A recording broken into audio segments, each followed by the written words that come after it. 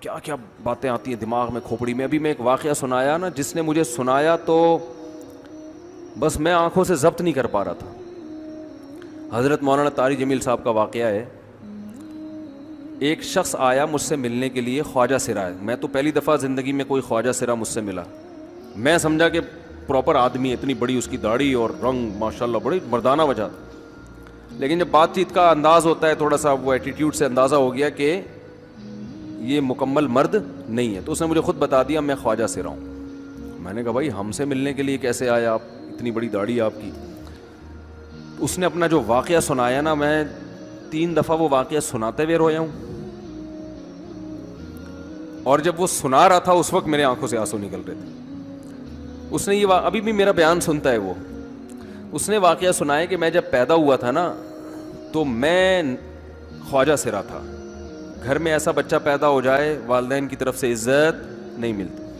جب 10-12 سال کا ہوا تو نہ بھائی مجھے عزت دے رہا ہے اور نہ میرا والد مجھے عزت دے رہا ہے. میں بھائی کے ساتھ کہتا ہوں مجھے باہر لے کے جاؤ تو وہ کہتے ہیں لوگ میرا مذاق اڑائیں گے تمہیں دیکھ کے. ظاہر ہے اس کی حرکتیں تھوڑی زنانہ لڑکیوں والی حرکتیں ہوتی ہیں. اور والد بھی کہیں محفلوں میں نہیں لے کے جا رہے, ایک مذاق اڑایا جاتا ہے. کہنے ایک دفعہ میں کہیں گزر رہا تھا تو یہ جو ہوتے ہیں نا خواجہ سراؤں کی پوری ایک جماعت تھی, انہوں نے مجھے پہچان لیا, دیکھا اتنا اچھا. اس وقت نہ اس کی داڑھی, اور یعنی اس میں خواتین والی ہی علامتیں تھیں زیادہ. تو انہوں نے مجھے کہہ رہے اتنی عزت دی, کھانا کھلایا اور اپنے گرو کے پاس لے کر گئے. اور گرو نے کہا کہ تم ہمارے ایجنٹ بن جاؤ, ہم تمہیں پھر اب ڈانس ماس کروائیں گے, آدھے تمہارے آدھے ہمارے, جو بھی اس کا سیٹ. کہہ رہے مجھے پہلی دفعہ کہیں عزت ملی. تو لیکن میرے ابا کو پتہ چل گیا تو ابا نے لا کے طبیعت سے کوٹ دیا, ٹھیک ہے نا, کہ دوبارہ ان میں نہیں بیٹھنا. ٹھیک ہے ہم نے توبہ کر لی, بھائی یہ برے لوگ ہیں, ڈانس ماس اچھی چیز نہیں ہے, ٹھیک ہے. تو اب کیا ہوا, کہتے ہیں کہ پھر جو ہے نا کچھ دنوں میں کہیں کسی سے جھگڑا میرا ہوا کسی بات پہ, تو اس نے انتقام لینے کے لیے شکایت لگا دی ابا کو کہ یہ دوبارہ ان کے پاس گیا. حالانکہ وہ جھوٹی شکایت تھی. اب ابا کو لگا کہ یہ صحیح کہہ رہا ہے جس نے شکایت لگائی ہے, کیونکہ شبہ تو تھا نا ابا کو دوبارہ جائے گا. ابا نے پھر مارا. تو کہہ رہے اب میں بول رہا ہوں کہ میں نے یہ کام نہیں کیا, میں نہیں جا رہا ان کے پاس, میں نہ ناچ گانا سیکھ رہا ہوں, کچھ بھی نہیں. لیکن ابا نے اس کی باتوں میں آ کے انکوائری نہیں کی ہوگی پوری, وہ سمجھے ہوں گے کہ بھائی ایسا ہی ہے. تو ابا نے پھر کٹائی لگائی. تو اس کے دل میں منفی جذبات پیدا ہو گئے اور یہ گھر سے بھاگ گیا کہ بھائی مجھے ویسے تو عزت نہ یہاں مل رہی ہے اور میں ذلت برداشت بھی کر رہا ہوں, تو بھی کہہ رہے میں وہاں چلا گیا. تو جب میں وہاں گیا ہوں نا خواجہ سراؤں کے ہاں, تو وہی گرو اور ڈانس, اور پھر اس نے مشہور کچھ ایکٹروں کے نام بتائے جن کے ساتھ ہم ڈانس کرتے تھے, اور پیسے آنا شروع ہو گئے, آدھے گرو کی جیب میں آدھے ہماری, اور ہٹو بچوں. لیکن ظاہر ہے یہ کوئی عزت دار راستہ تو نہیں ہے نا.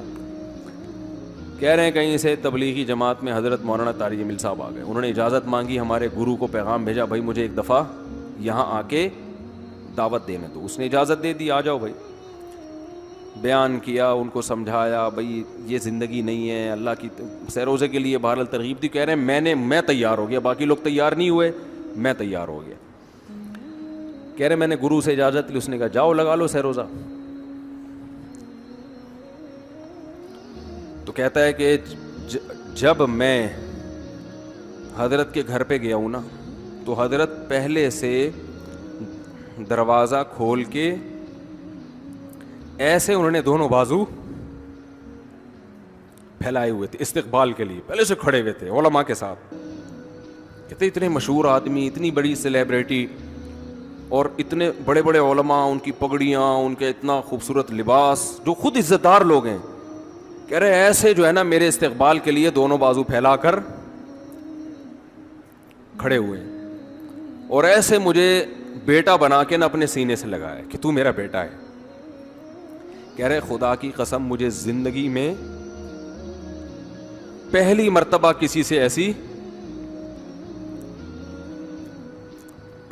ایسی عزت ملی مجھے کسی سے, اور اس عزت دینے میں مولانا کا کوئی مفاد, بولو بھائی, کچھ بھی, بلکہ ذلت ہوگی نا. لوگ کہتے ہیں خواجہ سرا کو بیٹا بنایا ہوا ہے, اور اس وقت تو اس میں بیچارے میں کچھ زنانہ سی علامتیں بھی تھیں. تو خواجہ سرا کو کیا دے رہے ہیں, عزت دے رہے ہیں. کیا کسی تاجر پہ محنت کرو تو تھوڑا چندہ دے دے گا مدرسے, وہ ایسا ہی ہے نا. اور کسی افسر پہ محنت کرو تو تعلقات کیا ہو جائیں گے. جب وہ دین پر آئے گا تو اس سے کیا فائدہ. اس کو تو باپ ایسے ان لوگوں کو ریجیکٹ کر دیتے ہیں. بھائی اپنانے سے کہہ رہے مجھے یہ اپنا رہے ہیں, ایسے سینے سے لگایا انہوں نے, اور مجھے سہروزے کی جماعت میں اپنے ساتھ لے کر گئے, کھلاتے تھے, بڑا خیال رکھوایا میرا.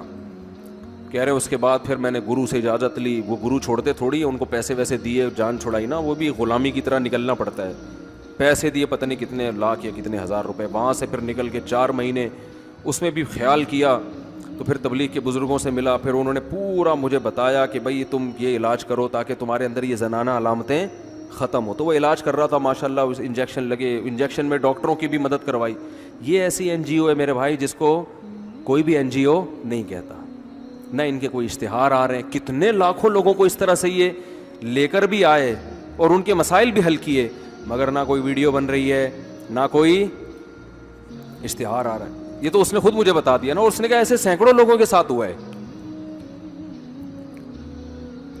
تو اس کی ماشاءاللہ اب داڑھی نکل گئی. اس نے کہا آہستہ آہستہ میں اللہ سے امید ہے کہ مکمل مرد بن جاؤں گا میں. تو یہ ہے وہ دعوت جس میں آپ کا کوئی مفاد بولو نہیں ہے.